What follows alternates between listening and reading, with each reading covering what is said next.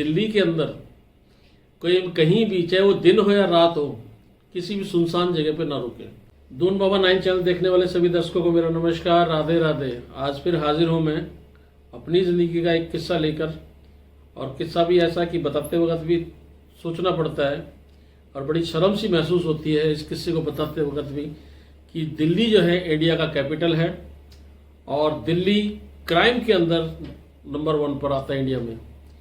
और इसके साथ साथ बताना चाहूँगा कि दिल्ली में क्राइम कभी भी किसी भी समय हो सकता है, दिन दहाड़े भी क्राइम होते हैं, और चोरी में तो नंबर 1 है ही है, क्योंकि 2 केस तो मेरे साथ भी हो चुके हैं। एक बार मेरी स्कूटी चोरी होते होते बची थी, बाइक तो मेरी चोरी हो ही गई थी, जो मैंने अपने पुराने वीडियो में बताया था। और तो क्या कहूँ कि आप गाड़ी खड़ी कर दीजिए, गाड़ी की बैटरी चुरा ले जाते हैं। ऐसा ये किस्सा मेरे से 2 मिनट पहले हुआ है। मैं आपको वो जगह में आजकल भी मैं उसी रूट पे चलता हूँ, डेली का रूट है मेरा वो। और कल जो है मैंने वैसे चलते चलते मेरे को याद आ गया, मैंने उस स्पॉट को आइडेंटिफाई किया, वो मैं आपको वीडियो में बताऊंगा। आप ये वीडियो देखिए पहले। और वो ठीक सामने बस जा रही, वहाँ थोड़ा सुनसान हो जाता है स्टैंड के बाद। ये था वो स्पॉट। इस जगह को बोलते हैं मुकुंदपुर गोल चक्कर। ये पुल के नीचे का एरिया है। और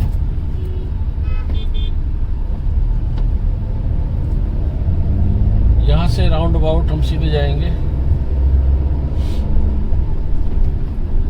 लेफ्ट में हमारा एक बस स्टैंड आएगा।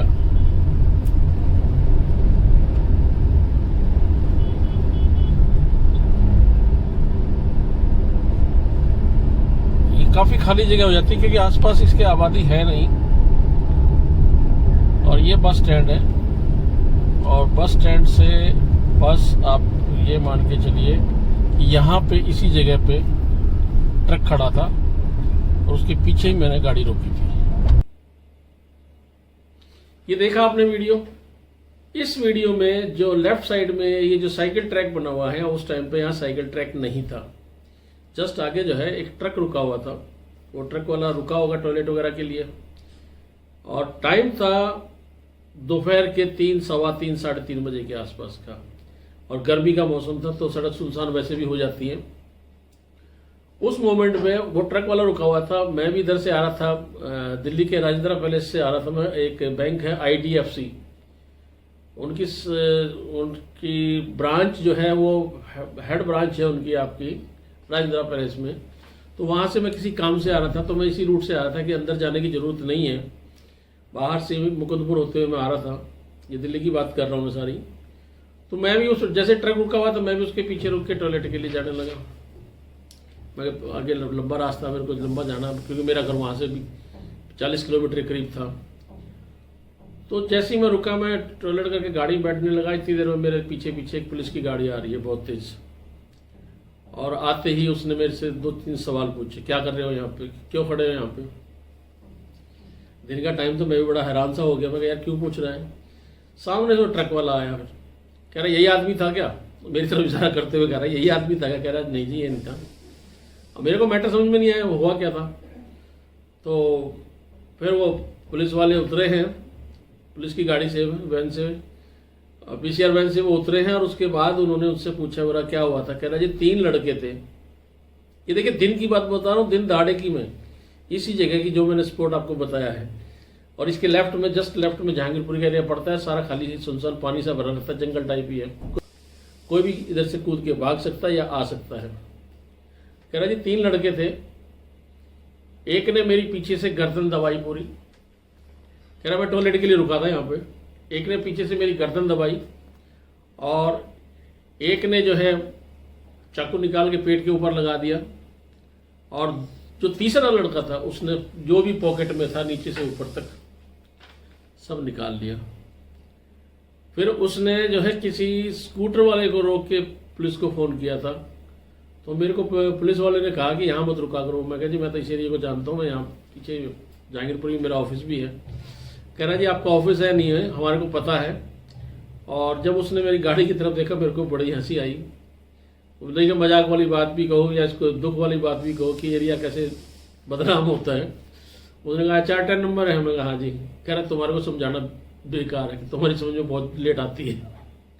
और HR10 नंबर जो है सोनीपत का नंबर है, हरियाणा का, जो प्राइवेट व्हीकल के लिए है। वैसे कमर्शियल व्हीकल के लिए HR69 है। तो मेरे को बड़ी हैरानी हुई और उस ड्राइवर की हालत देखने लायक थी। कह रहा जी कुछ नहीं था, 2-3 हज़ार रुपये थे मेरी जेब में, आगे मेरे को डीजल डलवाना था और मेरे को जो है कुटली जाना है, कुटली जाना होगा उसको हरियाणा में। तो मैं बड़ा इस चीज़ से हैरान हुआ कि दिल्ली के अंदर दिन दहाड़े भी चोरियां होती है, डकैती होती है, लूटपाट होती है। तो क्या कहेंगे, मैंने दिल्ली को अपनी आंखों से अच्छी तरह बसते हुए देखा है, लेकिन आज जो हालात हैं दिल्ली के, वो इंडिया में क्राइम में नंबर 1 पे आता है। ऐसा ही किस्सा मेरे साथ एक बार हिमाचल हुआ था। जब मैं हिमाचल जा रहा था, रास्ते में मैं रुका सवेरे सवेरे, क्योंकि हिमाचल में जब भी जाता हूँ मैं घूमने फिरने तो नाइट में ड्राइव करता हूँ। सवेरे 6 बजे तक पहाड़ों में पहुँच जाते हैं ताकि दिन में पहाड़ों में ड्राइविंग में दिक्कत ना हो। तो वैसे एक होटल पे मैं रुका, बस मैं वहाँ फ्रेश हुआ, मैं न्यूज़ देख रहा था। तो उसने भी गाड़ी का नंबर देखा, उस टाइम दिल्ली की नंबर की गाड़ी थी मेरे पास। वो कह रहा दिल्ली से आए हो? मैं कहा हाँ जी दिल्ली से आए हैं। कह रहा दिल्ली तो रहने लायक है ही नहीं। ये वार्ड थे उसके, हिमाचल वाले बंदे के। कह रहा मैं तो रोज़ न्यूज़ देखता हूँ, दिल्ली में इतने क्राइम होते हैं। तो ये था एक छोटा सा किस्सा मेरी लाइफ का। और मैं सबसे रिक्वेस्ट करूँगा कि दिल्ली के अंदर कोई कहीं भी, चाहे वो दिन हो या रात हो, किसी भी सुनसान जगह पे ना रुके, क्योंकि ये जगह भी सुनसान हो जाती है दोपहर के अंदर।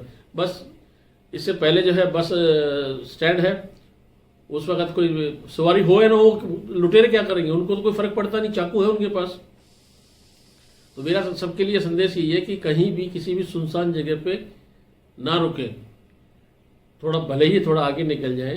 क्योंकि जनरली क्या होता है, ड्राइविंग वाले जेंट्स वगैरह अकेले होते हैं तो कहीं भी गाड़ी रोक के टॉयलेट के लिए निकल जाते हैं।